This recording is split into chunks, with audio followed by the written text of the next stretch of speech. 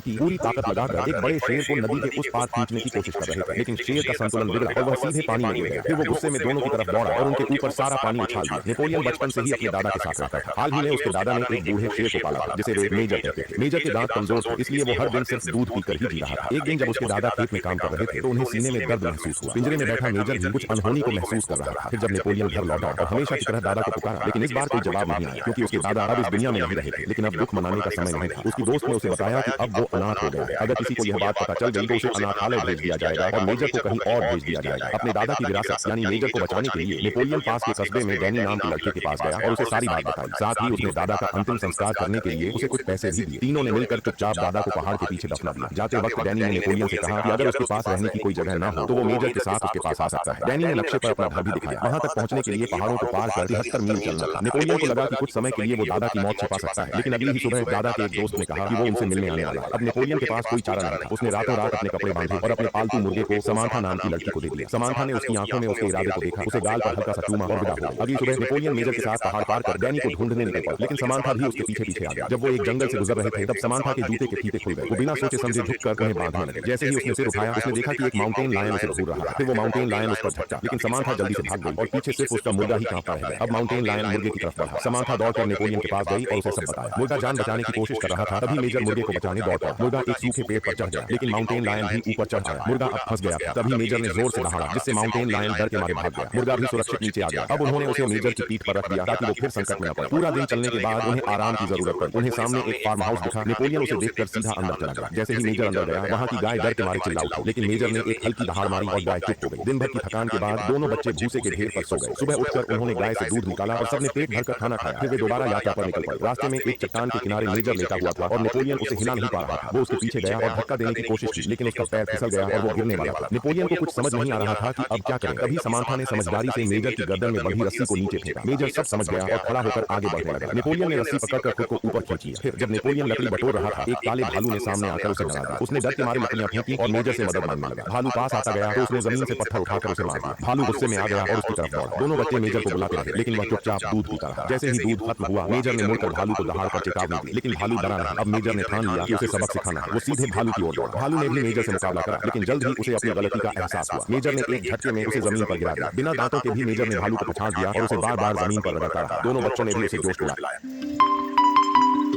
भालू की हालत खराब हो गई और वो भाग गया। जाते जाते मेजर ने एक विजयी दहाड़ मारी, जैसे जंगल का राजा। इतनी सारी मुसीबतों के बाद नेपोलियन, मेजर और समांथा आखिरकार डैनी के फार्म हाउस पहुंच ही गए। जब डैनी को पता चला कि 2 10 साल के बच्चे 73 मील की यात्रा करके यहाँ पहुंचे हैं तो वो उनके साहस से बहुत प्रभावित हुआ। कहानी के अंत में डैनी ने नेपोलियन और मेजर को गोद ले लिया और फिर वे सब मिलकर खुशी खुशी रहने लगे। लड़का और एक लड़की